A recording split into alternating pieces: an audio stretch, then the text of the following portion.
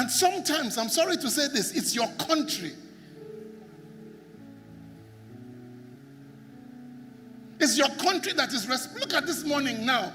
200 drones flown from Iran all the way to Israel. And the Israelites knew that it was coming. So they've activated their beautiful dome that blocks out those things. But some of those drones are going to land and kill people. But guess what? Tomorrow, Israel decides to retaliate. Some innocent guy who is guarding one of their places that has nothing to do with the war will die. Not because of anything he has done. Because he's lawfully bound to serve his country. Am I making sense? Are you here? Are you here?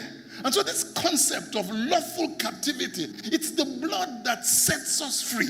But there are things we do, like what I've just explained to you, where I made a commitment to somebody and she put her life on the line. I even think she transferred her posting from wherever she was going and decided to move to Ibadan on my account. I don't know if you get the point I'm making. And I was about to walk away. I don't know if you get the point I'm making. She never told me any of this. It was when I went to apologize.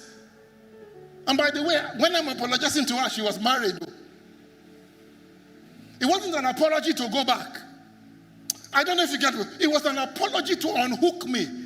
I don't know if you get the point I'm making. Because there were things she had said. Words had been spoken. Promises had been made. You can't just walk away. And so I had to go back. And keep going on the slide. I'll tell you when to go to the next slide. You see, somebody who is legally bound, legally imprisoned. So whether it's your nation, whether it's something your family did, or whether it's even the sin of Adam that positioned you. How many of you, listen, can I ask a genuine question? How many of you, if you were in heaven and God says you are about to be born into the world, how many of you would have chosen Ibadan, Nigeria, to come to, based on what you know now? Won't you have gone to Angel Gabriel and say, oh boy, can we make it UK? How many of you would have gone and said, can my skin be white? Am I right? Can I just, talk to me now? But that was completely out of your control. So did God make a mistake for making you a Nigerian and still tell you that I made you, I formed you, and you are made in my image, and I have plans for you, and I have good works that I have prepared? You think he doesn't know what he's talking about?